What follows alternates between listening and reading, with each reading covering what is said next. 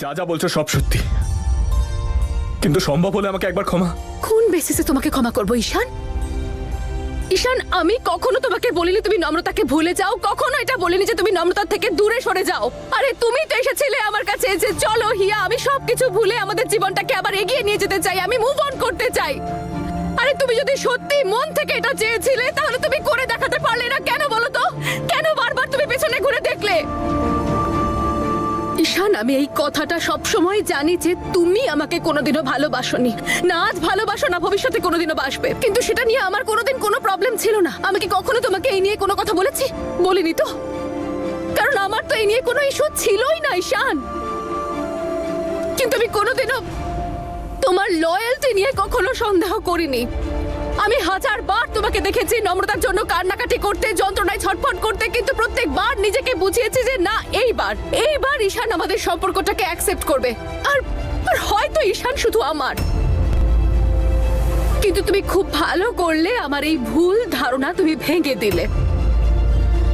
তারপর তুমি আবার আমার কাছে এক্সপেক্ট করো যে আমি তোমাকে আবার বিশ্বাস করি, তোমাকে ভরসা করি। কি করে করবো ঈশান? কি করে করব তোমাকে? বলছি না আমাকে বিশ্বাস করতে। আর কেনই বা করবে তুমি আমাকে বিশ্বাস?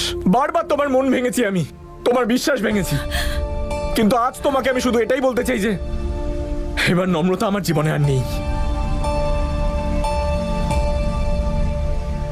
আজ থেকে আমার ফেলে আসা অতীত। না ওর চোখের জল আমার চোখে আসতে দেবো, না ওর নাম আমার মুখে। ও আর আমার জীবনে কখনো ফিরে আসবে না, আর কখনো না।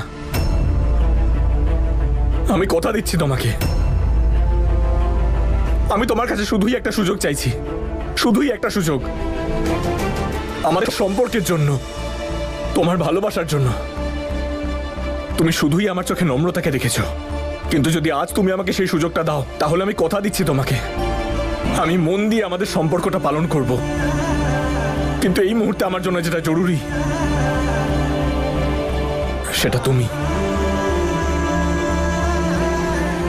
আর যদি তোমার যাওয়ার হয় তাহলে তুমি যেতে পারো, কিন্তু আমি তোমার জন্য অপেক্ষা করব। ততক্ষণ অপেক্ষা করব যতক্ষণ না পর্যন্ত তুমি ফিরে আসো। আর আমায় ক্ষমা করে দাও প্লিজ, একবার আমাকে বিশ্বাস করো।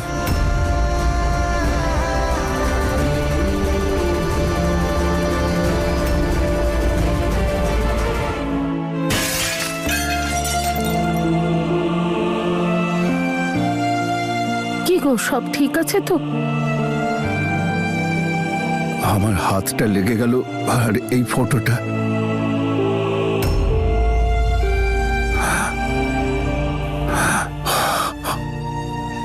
এইটুকু ব্যাপার? আরে কাজ ভাঙা তো ভালো কথা, তুমি এটা নিয়ে চিন্তা করছো? আমি অভিরাজকে বলে এটা ঠিক করিয়ে দেব। সবে তো সব ঠিক হতে চলেছে, আমাদের এক নাতনি নতুন সংসার শুরু করতে চলেছে, কুটুম বাড়ির সাথে সম্পর্ক ঠিক হচ্ছে। আজ আমাদের খুশি হওয়া উচিত, মনের এত বড় ভার কেটে গেছে। সবাই নম্রতাকে দোষী বলছে, কিন্তু আমার মন তা বলে না। আমাদের এই মেয়েটা কখনো খারাপ কাজ করতেই পারে না শ্রুতি। নিজের বিয়ের দিন ও যখন সবকিছু ছেড়ে ছুড়ে চলে গিয়েছিল না, আমি তখন ওর উপর রেগে গিয়েছিলাম, কিন্তু আজ পর্যন্ত কখনো ওকে দোষী ভাবতে পারিনি। আর ও কোনোদিন আমাদের সেই কারণটা জানায়ওনি যে ও কেন এমনটা করেছিল। আমার ওকে নিয়ে খুব চিন্তা হয় জানো। আচ্ছা, এমনটা নয় তো যে হয়তো একাই কোনো বড় শক্তির সাথে লড়াই করছে, আর যা আমাদের বলছেও না? না বলে থাকলে তার পেছনে নিশ্চয়ই কারণ আছে, আর সেটা আপনজনদের ভালো ছাড়া কিছু হতে পারে না। আমাদের মেয়েটাকে ভরসা করা উচিত। ওকে আমি খুবই ভরসা করি। আমি জানি ও যা কিছু করে সেটা ভেবে চিন্তেই করে। আমাদের নম্রতা দুর্বল নয় সত্যি, কিন্তু জানি না, আমার কেমন যেন মনে হচ্ছে হয়তো একটা কোনো ভুল হচ্ছে।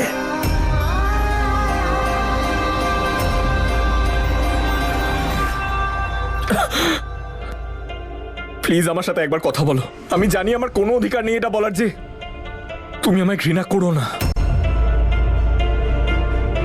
তুমি কি আজকে তোমার নিজের প্রতি নিজের ঘৃণা হচ্ছে?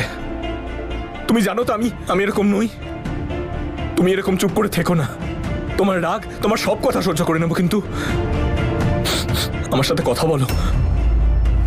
হিয়া, হিয়া, সে সামথিং প্লিজ।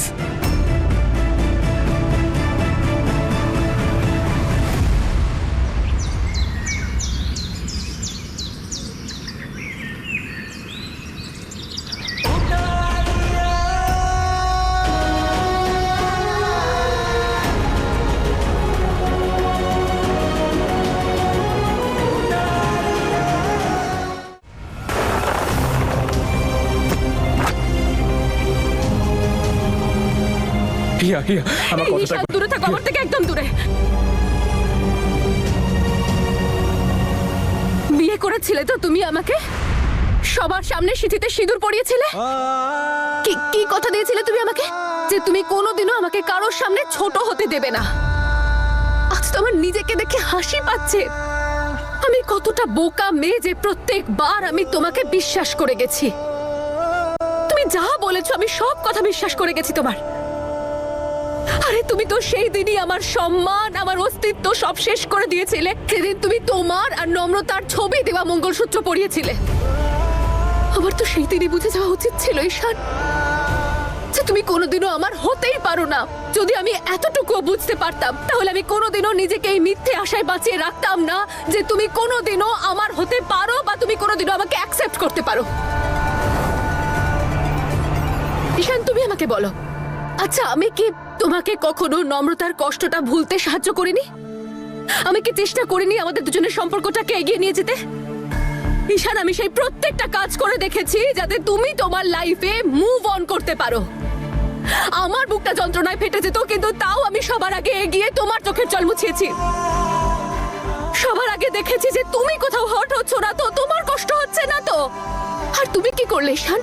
তুমি নম্রতার সামনে আমাকে অপমান করার এতটুকু সুযোগ ছাড়োনি। প্রত্যেকবার আমাকে এটা বুঝিয়ে দিয়েছো যে আমি জোর করে তোমার জীবনে পড়ে আছি।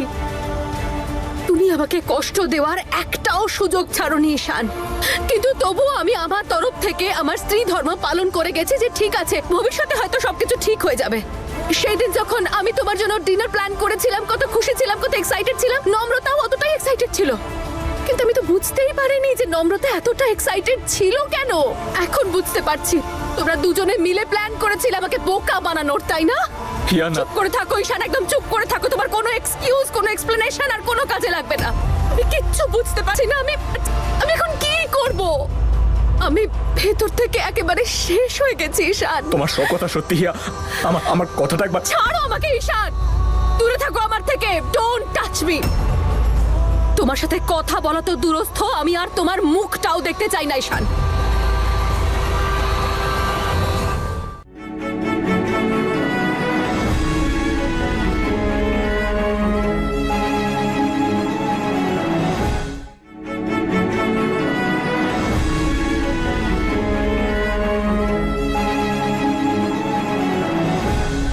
আই এম সরি হিয়া, তোমার জীবনটা আমার জন্য নষ্ট হয়ে গেল।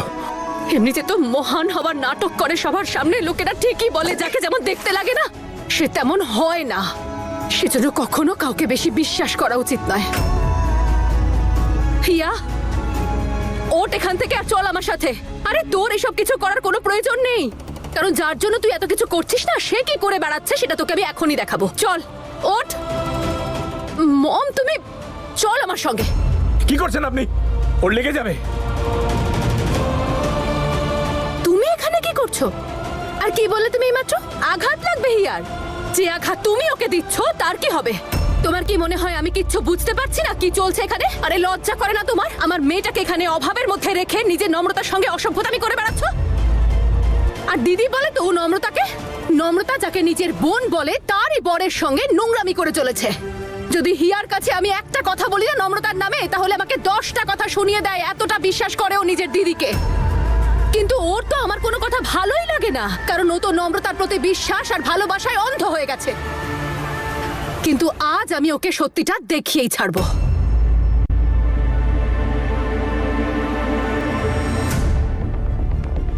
সর্বরাজ,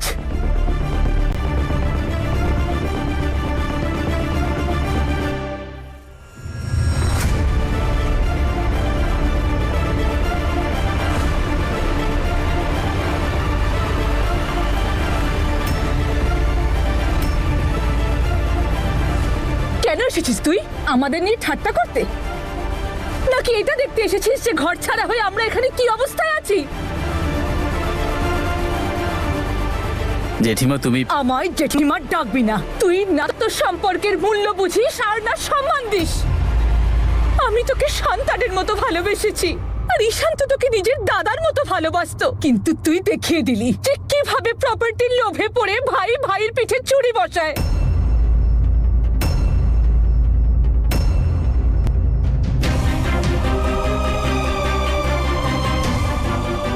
তুই আমাদের এই বংশের প্রথম সন্তান, তোর মায়ের চেয়ে বেশি আমি তোকে নিজের কোলে পিঠে করে মানুষ করেছি, আর তোর জেঠু তো তোকে সবসময় নিজের কাঁধে নিয়ে ঘুরতেন।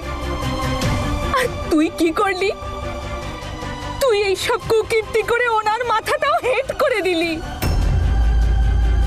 নিজের ঘরের লোককে ঘর ছাড়া করে তুই তাদের রাস্তায় বসিয়ে দিলি। রেণুকা, ও যে কি বলতে চায় সেটা শোনো। ও যা করেছে তার পিছনে হয়তো কোনো কারণ আছে। কি কারণ থাকতে পারে? হ্যাঁ, আর ওকে আপনি বলে দিন, যদিও এখানে ক্ষমা চাইতে এসে থাকে তাহলে চলে যেতে এখান থেকে, কারণ আমি ওকে কখনো ক্ষমা করতে পারবো না।